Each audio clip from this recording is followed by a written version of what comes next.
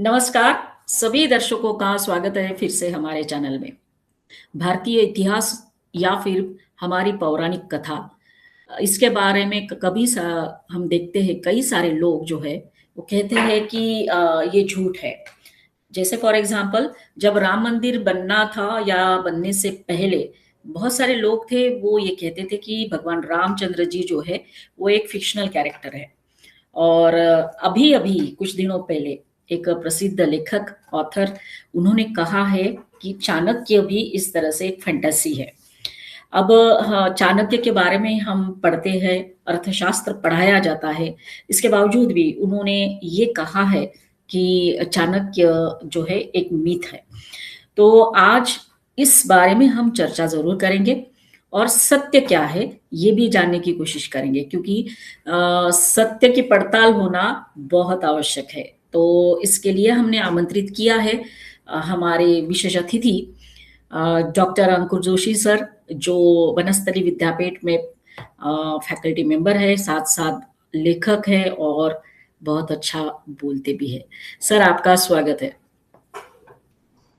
जी नमस्कार वर्षा जी, धन्यवाद। और आपके दर्शकों को भी नमस्कार। सर, वैसे तो यही एक ट्रेंड बन गया है हमारे कंट्री में, हमारे देश में, ये बोलने का कि ये माइथोलॉजिकल स्टोरी है, ये इतिहास में नहीं है। अब भगवान रामचंद्र को जब फिक्शनल बोला गया तो अब बाकी की बात तो सर दूर ही रही। तो सर, अभी जो बात करेंगे चाणक्य जिनके बारे में आप भी पढ़ाते हो, आप अर्थशास्त्र में निपुण है और पढ़ा रहे हैं, तो आपने सर पढ़ा होगा कि जो प्रसिद्ध ऑथर है उन्होंने कहा कि चाणक्य इज अ फैंटेसी। हाँ जी। सो ऐसा है कि ये शब्द से ही शुरू हो जाता है सारा खेल। जो माइथोलॉजी बोल दिया जाता है, तो माइथोलॉजी वर्ड आता है मिथ से, जिसका मतलब होता है मिथ्या। तो बहुत सारे लोग जाने अनजाने इसका प्रयोग करते रहते हैं। और हम्म। जितने भी, जैसे आपने रामायण की बात की, तो रामायण, महाभारत, पुराण, उन सबको, जितने भी हमारे ग्रंथ हैं, हमारी जितने भी सिविलाइजेशन हिस्ट्री है, उस पूरे को मिथ का नाम दे दिया जाता है। तो यस। चाणक्य का तो एक लिया है उदाहरण उन्होंने, बाकी सभी चीजों को लोग मिथ बोलते जाते हैं। यस। अब हुआ, ये आया कैसे? क्योंकि विदेशों में वो कुछ चीजें सच में माइथोलॉजी थी, जो कि फिक्शनल चीजें थी। और हमारे यहाँ पर भी उन लोगों को लगा कि मतलब एक सारी मैथोलॉजी है। और ये सिर्फ मैथोलॉजी के साथ नहीं चलता। तो बस दो चीजें दिमाग में बैठ गई, या तो कुछ मिथ है या कुछ हिस्ट्री है और कुछ साइंस है। तो anything which is scientifically validated, वो ही ऑथेंटिक है। और या फिर जो हिस्टोरियंस, जो सो कॉल्ड अक्लेम्ड हिस्टोरियंस हैं, उन्हों की बोली बातें ही मानी जाएगी, बाकी सब माइथोलॉजी की कैटेगरी में डाल दी गई। तो इसलिए हमने जो एक बार पहले भी बात की थी, जो इतिहास शब्द है, उसका मतलब ही होता है कि इति है, यानी जो है, जैसा है वैसा का वैसा ही वर्णन। यस। तो शुरू तो वहीं से करना पड़ेगा। और दूसरा जो बात आती है कि कुछ लोग कहते हैं कि फिर ये जो पुराणों में ऐसा लिखा है, तो ये तो बड़ा अकल्पनीय लगता है, ये तो अजीब सा लग रहा है, ये सत्य नहीं प्रतीत होता है। तो उसके लिए समझने की आवश्यकता है कि बहुत सारी चीजें समझाने के पर्पज से, वो एक तरह के शिक्षा और विद्या देने वाले ग्रंथ हैं। हम्म। अब उनमें कुछ चीजों में एनालॉजीज, मेटाफर्स, यानी कि कहीं पर उपमा का प्रमाण के रूप में उसको यूज करा जाता है, किसी की उपमा दी जाती है, एनालॉजी और मेटाफर के माध्यम से उसको समझाया जाता है, क्योंकि कुछ गुण विषयों को समझाने के लिए हमको आवश्यकता पड़ती है। अब जैसे कई बार मान लीजिए कोई टीचर है, उन्होंने एक क्लास में पढ़ाया कि 2 calendar plus 2 calendar equal to 4 calendars. हम्म। दूसरी क्लास में हो गए, उन्होंने कहा 2 pens plus 2 pens equal to 4 pens. भले ही उनके पास नहीं थे, तो कोई जाके कि अरे आप तो गलत पढ़ा रहे हैं, दूसरी जगह तो 2 कैलेंडर प्लस 2 कैलेंडर 4 थे और यहाँ पे 2 पेन प्लस 2 पेन 4 हो गया, आप तो गलत पढ़ा रहे हैं। तो उनको समझाना पड़ेगा कि पढ़ाया जा रहा है 2 प्लस 2 इक्वल टू 4, वो उदाहरण दिया जा रहा है, तो वो मिथ नहीं है, वो मिथ्या नहीं है, वो एनालॉजी है, मेटाफर है। यस। तो ये दो संदर्भ जब तक जिसको समझ में नहीं आते हैं, वो व्यक्ति फिर ऐसी बातें करेंगे जिसका आधार नहीं है। तो शास्त्रों को पढ़ने समझने के लिए एक आस्था और श्रद्धा की जो बुद्धि, वैसी सात्विकी बुद्धि चाहिए होती है, राइट। जिससे कि व्यक्ति भ्रमित न हो यस। और मूल भाव से न हटे। सर, उन्होंने जो तर्क रखे हैं अपने हिसाब से, उसमें तो सबसे पहला उन्होंने ये कहा कि मौर्यन काल में ऐसा कोई प्रमाण नहीं मिलता कि चाणक्य हुए, ऐसा वो कह रहे। हाँ, तो हाँ, वही अगर चाणक्य की बात करने पे आ जाए, सो इतिहास के जो भी लोग हैं, जब वो रिसर्च करने जाते हैं, आर्कियोलॉजिकल स्टडीज करते हैं, कोई कार्बन डेटिंग करते हैं, हम्म। वो कुछ अलग अलग पांडुलिपियों का अध्ययन करते हैं, वो कुछ जो भी एक्सकेवेशन करते हैं, उसमें से जो चीजें निकल के आती है, तो ये सारा आधार किसी चीज पे टिका हुआ है कि हमको इसका कोई साक्ष्य यानी एक प्रत्यक्ष प्रमाण चाहिए किसी चीज का, जो कि हम केवल फिजिकल ऑब्जर्वेशन जो पांचों सेंसेस से जिस चीज को देख सकें, तो जब तक ना मिलेगी तब तक ना मानेंगे।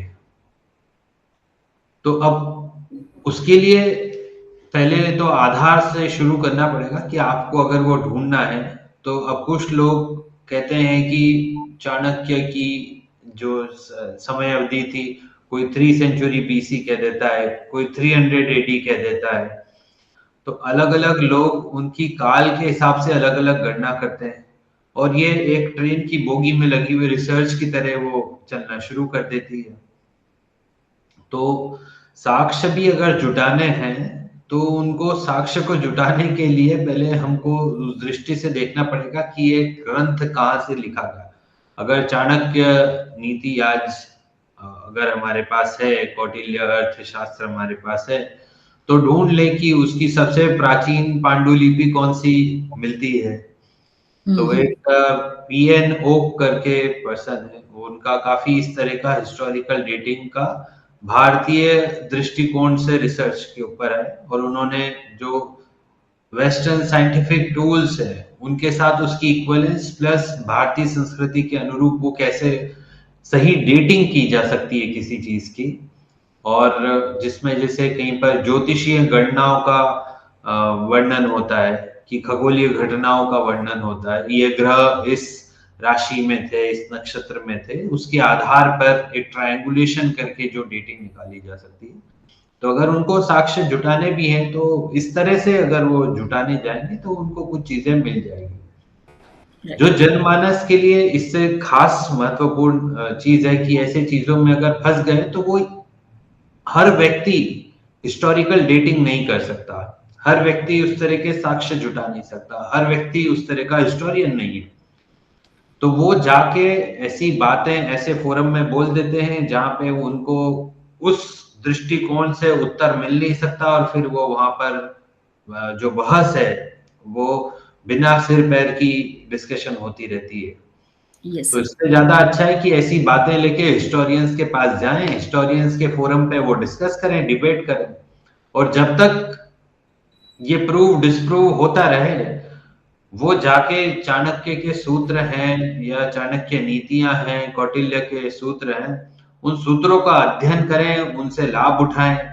तो उस अध्ययन की उस जो चाणक्य के सूत्र हैं उनकी मेरिट पे अगर वो ज्यादा ध्यान देंगे तो उनको ज्यादा लाभ होगा, और उन्हीं को नहीं और भी किसी लोगों को भी। यस। दूसरा इसमें ये बात आती है कि वो किस काल में था, तो इसका एक बहुत अच्छा तरीका है अगर वो एनालिसिस करना भी चाहें।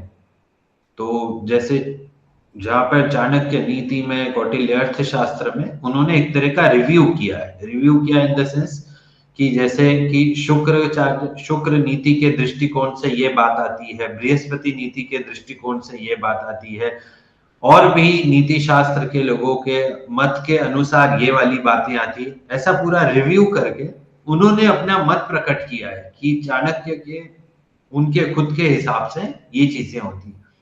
तो इस तरह के अगर उनको क्रोनोलॉजिकल एनालिसिस करना है तो वो यहाँ से कर सकते हैं। यस। और उनको अगर विदेशी लोगों पर ज्यादा भरोसा हो तो जो अलेक्जेंडर था, जिसको सिकंदर भी कहा जाता था, उनकी राइटिंग्स में वो पढ़ ले। जो जो विदेशी ट्रेवलर्स आते थे भारत में, केवल यूरोप के ही नहीं, चीन से आते थे, रूस से आते थे, उनका जो हिस्टोरिकल अकाउंट्स हैं उस समय के, उन चीजों को वो पढ़ ले। और कैसे जो अरस्तु, एरिस्टोटल, सोक्रेट, सुकरात, उनके जो राइटिंग्स में मिलता है, उस समय के हिस्टोरिकल अकाउंट्स में जो चीजें मिलती है, वो वहां से उनको ले सकते हैं। तो बात यह है कि हम मानना चाहते हैं या नहीं चाहते हैं, सबसे बड़ी बात आती है। जो व्यक्ति क्यूरियोसिटी से, जिज्ञासा से उसको जानना चाहेगा, तो उसके पास तो बहुत सारे तरीके हैं जिसके थ्रू वो जान सकता है कि भाई इनकी सही डेट क्या थी, ये किस समय, मौर्यन एम्पायर के समय क्या थे। और दूसरा, कई बार हमारे इतिहास में क्योंकि अलग अलग राजा अलग अलग समय पे बार बार भी आए हैं, तो जैसे भगवान बुद्ध को लेके भी कई बार कंफ्यूजन होता है कि एक गौतम बुद्ध है और जो बुद्ध है, तो वो भी दो, जिसका वर्णन भगवान के अवतारों में आता है, और कोई कहते हैं जो सिद्धार्थ बुद्ध थे वो अलग अलग थे। तो ये सारा जो है, क्योंकि इतना वृहद है ये, अभी जैसे कुछ दिनों पूर्व एक ईमेल आया था कि वो महाभारत के युद्ध की डेटिंग कर रहे हैं। तो मैंने उनसे यही प्रश्न पूछा था, मैंने क्या कि आप किस युग की, किस चतुर्युगी की डेटिंग कर रहे हैं। तो उन्होंने कहा कि अभी जो द्वापर गया उसकी कर रहे हैं। तो मैंने कहा हाँ, आप ये क्लैरिफाई करिए कि इसी चतुर्युगी में जो पिछला द्वापर गया उसकी महाभारत है, क्योंकि उसके पहले भी तो चतुर्युगी आई थी। चतुर्युग, सतयुग, त्रेता युग, द्वापर युग, कलयुग का ये एक चतुर्युगी होती। उसके पहले भी सतयुग था, पिछली वाली चतुर्युगी में। ऐसे 71 चतुर्युगी साइकिल का एक मनवंतर होता है, ऐसे इतने मनवंतर होते हैं, तो वो ज्यादा। तो ये हमारा टाइम का इतना बृहद स्वरूप है कि जिसको इतने छोटे से बात कह के डिस्कार्ड करना संभव नहीं है। बिल्कुल सर। तो सर उन्होंने ये भी कहा है कि जो अर्थशास्त्र है, जिसके हम मानते हैं कि चाणक्य जो है उन्होंने लिखा हुआ है, तो वो ये कहते हैं कि वो भी एक modern desire for disinfected past, ऐसा करके एक उन्होंने कहा है। अर्थशास्त्र जो है, it fulfils the modern desire for a disinfected past where power is seen as wise and violence as necessary. हाँ, तो ये तो शुरू वहीं से हो जाता है जहां पे हम अर्थशास्त्र को सिर्फ मनी और पावर से कनेक्ट कर दें। क्योंकि अगर कौटिल्य का अर्थशास्त्र पढ़ने जाते हैं तो वो शुरुआत ही करता है विद्या से। उसमें विद्या के ऊपर विचार है, उसमें दर्शन शास्त्र जो अन्विष्क की ऊपर विचार आता है, उसमें सामाजिक संरचनाओं के ऊपर बात होती है, उसमें जो प्रोडक्शन एक इकोनॉमी में होता है उसके ऊपर बातें आती है, व्यापारी वर्ग से संबंधित बातें आती है, कोषाध्यक्षों के बारे में बात आती है, अमात्यों की नियुक्ति के बारे में बात आती है, जो नीति शास्त्र, जो कूटनीति है, दंड नीति है, उनके ऊपर डिस्कशन आता है। तो अर्थशास्त्र मतलब सिर्फ इकोनॉमिक्स या पावर नहीं है, उसके अंदर बहुत सारी चीजें। और तंत्र युक्ति, उसमें रिसर्च मेथोडोलॉजी भी आती है कि इस पूरे ग्रंथ को लिखा कैसे गया। जो आज की तारीख में बोला जाता है कि एक अच्छी रिसर्च वह है जिसमें मेथोडोलॉजी को बहुत अच्छे से लिखा गया। तो उन्होंने पूरा एक तंत्र युक्ति करके पूरा 32 बिंदु बताए हैं कि इस ग्रंथ की रचना कैसे हुई, वो भी उसके अंदर आता है। तो पहला पॉइंट तो यही है कि अर्थशास्त्र is not just about economics. वो केवल इकोनॉमिक्स नहीं है, वो केवल पावर नहीं, उसमें वॉरफेयर स्ट्रेटेजीज, ऐसे कई चीजें हैं जिनका दोस्ती संदेश, कई कई बातों का उसमें कई चीजें हैं जो ह्यूमन रिसोर्सेस के हिसाब से काम की है, मार्केटिंग के लोगों के हिसाब से काम की है, व्यक्तिगत जीवन में कैसे अनुशासन लाया जाता है, इंद्रिय जय का जो सिद्धांत है, वृद्ध जनों की सेवा के बारे में उसे उसमें बताया गया। तो ऐसे कई बिंदुओं पे अर्थशास्त्र को पढ़ा गया। तो सिर्फ एक ये चीज उसमें नहीं है। और यस। दूसरा जो प्रश्न का वो आपने दूसरा वाला भाग उसका पूछा, तो अब उसको लेकिन उसकी पोजीशनिंग ऐसी कर दी कि बस ये तो एक सत्ता पाने का या राज हड़पने का एक तंत्र है, जबकि वो एक सुशासन का तंत्र है जिससे कि प्रजा का लाभ हो सके। मतलब राजा का उसमें बहुत सुंदर है कि राजा का हित केवल प्रजा के हित में है, और राजा के लिए वही चीज सुखकारी और हितकारी है जो प्रजा को प्रिय हो। तो यस। इतना पूरा प्रजा फोकस्ड, जो अब डेमोक्रेसी की बात करते हैं वो तो उससे और आगे बात है कि ऐसे तंत्र की बात करी जाती है जहाँ की पूरा प्रजा का ध्यान रखा जाए। तो उसमें सत्ता के लालच का तो उल्टा एक तरह से क्रिटिक करा गया कि अगर कोई राजा केवल राज पाने के लिए, सत्ता के लालच के लिए इस चीज को करता है तो वो तो नष्ट होना निश्चित है। और उसमें उदाहरण भी देगी कि जैसे भूतकाल में देख सकते हैं कि कोई भी राजा ने जिसने भी लालच किया या स्वार्थ बुद्धि से कार्य किया, उसका राज्य नष्ट हो गया। तो ये तो पूरा उल्टा ही है जो जो जो आज सोच रहे हैं लोग उससे। Yes sir. तो सर अभी हाँ, जैसे आपने इतना सविस्तर से बताया कि क्या है एक्चुअली अर्थशास्त्र और चाणक्य, तो सर आज की जो पीढ़ी है वो तो इजीली कैरी कर जाती है जब इस तरह के जो लोग सामने आते हैं और बोलते हैं कि ये मिथ है। तो सर हमें क्या करना चाहिए कि लोग या फिर जो यंग जनरेशन है उनका विश्वास इसमें बैठ जाए कि नहीं ये सचमुच हो गए थे और इन्होंने इस तरह के ग्रंथ लिखे जो आज भी हम आदर्श मानते हैं। हाँ, दो चीजें हैं। तो पहले तो वैसे इस तरह के लोगों को आजकल सोशल मीडिया के माध्यम से ही काफी लोगों को समझ में आ रहा है, और जो युवा पीढ़ी है हाँ उनको भटकाव हो जाता है इस कारण से। लेकिन बहुत सारे लोग जो समझदार हैं जब वो सर्च करते हैं तो वो क्योंकि जैसे ही गूगल पे सर्च करेंगे तो कुछ न कुछ उनको अल्टरनेट पर्सपेक्टिव मिल जाता है। तो एक अच्छी बात है कि अब जैसे आप ही ये फोरम चलाते हैं तो कोई ना कहीं आपके जैसे फोरम पे आ जाए कहीं ना कहीं। तो ऐसे बहुत सारे लोग हैं जो कंटेंट क्रिएट कर रहे हैं जो जेन्युइन है, ऑथेंटिक है। तो ऐसे बहुत सारे लोग हैं जो कार्य कर रहे हैं। तो एक तो ये बात है, उसमें तो उन सभी का योगदान हो सकता है। दूसरा सबसे बड़ा आजकल क्या लाभ है कि जैसे कोई भी लाइब्रेरीज नहीं भी जाए तो वो गूगल पे अगर सर्च करे तो उनको किताबें मिल सकती है। अब जैसे मैंने उदाहरण के लिए शायद पिछले पॉडकास्ट में आपसे बात में बोला भी था, मैंने एक बार ब्रिटिश म्यूजियम को एक लेटर जो लिखा था कि आपके पास संस्कृत के कौन से ग्रंथ हैं उनका कैटलॉग भेज दीजिए, ये 10-12 साल पूर्व की बात है।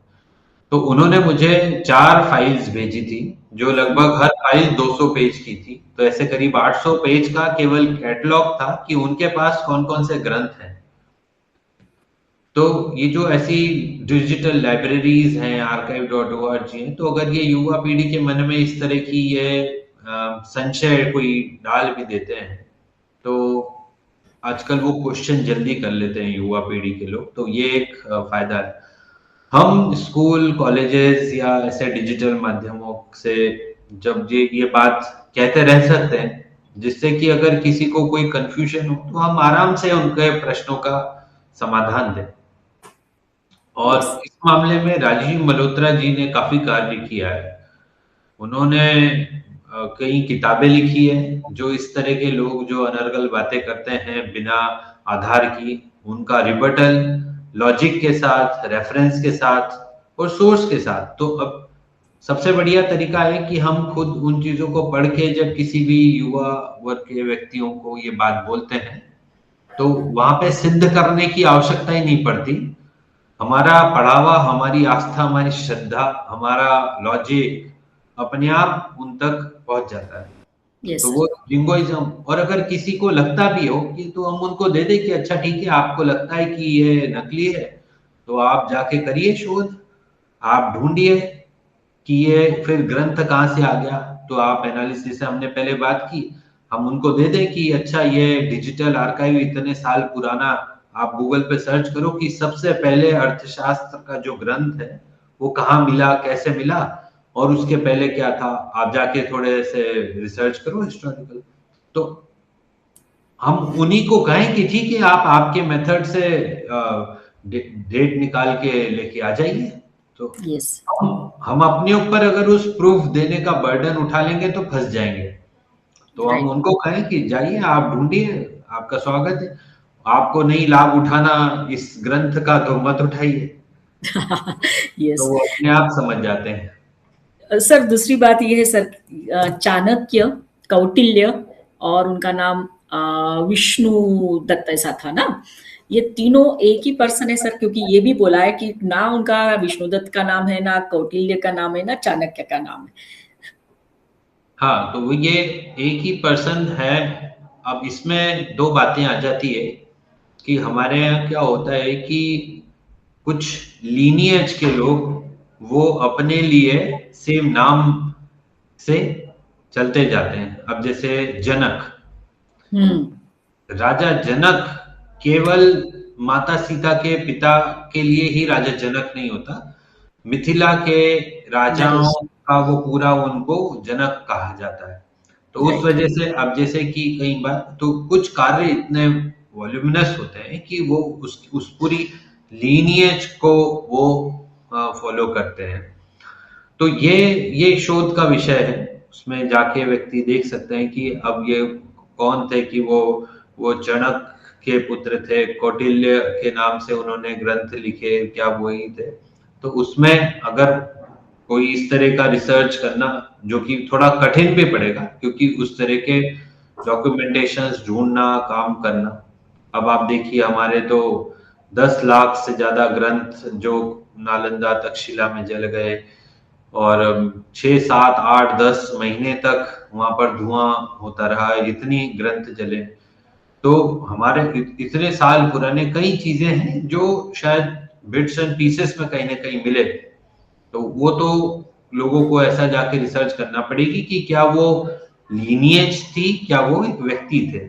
तो वो यस। है। लेकिन जितना मैंने पढ़ा, मुझे समझ में आता है, मुझे तो वो एक ही व्यक्ति का लिखा हुआ, क्योंकि एक कंसिस्टेंसी जो ग्रंथ में मिलती है, उससे तो वो यही समझ में आता है। इसमें यस। कुछ लोग जो स्टैटिस्टिक्स के रिसर्च करते हैं, मेरी अभी हमारे मित्र हैं स्टैटिस्टिक्स में, उनसे बात हो रही थी, तो वो लिंग्विस्टिक एनालिसिस करते हैं, स्टैटिस्टिकल एनालिसिस करते हैं ग्रंथों के आधार पे, शब्दों की रचना के आधार पे। तो आजकल तो ऐसे बहुत सारी लिंग्विस्टिक स्टडीज होती है जिसमें कि वो कंसिस्टेंसी को चेक करके बता सकते हैं क्या ये वो एक ही व्यक्ति ने लिखा है, क्या ये अलग अलग टाइम पीरियड पे लिखा गया है। तो ऐसे बहुत सारे जो जिनका इस विषय में शोध की इच्छा हो, वो उसको शोध करके इसका पता लगा सकते हैं। Yes sir. तो सर अंत में सर वही मेरा एक सवाल फिर से आपसे कि सर, जैसे उन्होंने कहा कि चाणक्य मिथ है, तो सर हम क्या ये कंक्लूड करेंगे कि नहीं, चाणक्य सही में हो चुके हैं और वो अस्तित्व में थे? हाँ हाँ, बिल्कुल। तो है ही। और चाणक्य व्यक्ति भी थे, उनके द्वारा लिखे गए ग्रंथ भी हमारे पास उपलब्ध हैं, उनके द्वारा स्थापित कई चीजें जो आज भी पालन होता है। कई देशों के बड़े बड़े जो आज राजनीति के लोग हैं वो उसको पढ़ते हैं, समझते हैं। और केवल आज से ही नहीं, कई समय से कई राजाओं ने उसका अध्ययन करा और उसका लाभ उठाया। और आज अब जैसे मुंबई यूनिवर्सिटी में एक Chanakya institute of public leadership है, जो यस। डॉक्टर राधा कृष्णन जी चलाते हैं। उनकी जो पुस्तक भी है, कॉर्पोरेट चाणक्य, और वहां पर भारत के कितने ही आईपीएस ऑफिसर, आईएएस ऑफिसर वो वहां पर ट्रेनिंग के लिए जाते हैं। और हजारों लोग वहां से आज तक ट्रेनिंग पा चुके हैं। तो अब जिनको उसके बावजूद भी अगर वो मतलब भूत में नहीं मानेंगे, इतिहास में नहीं मानेंगे, तो जो वर्तमान है उसको तो मान सकते हैं कि आज भी यस, ऐसा हो रहा है। उन ग्रंथों को पढ़ के कई लोगों को उसका मूल भावना समझ में आ रही है, तो यस, सत्य है।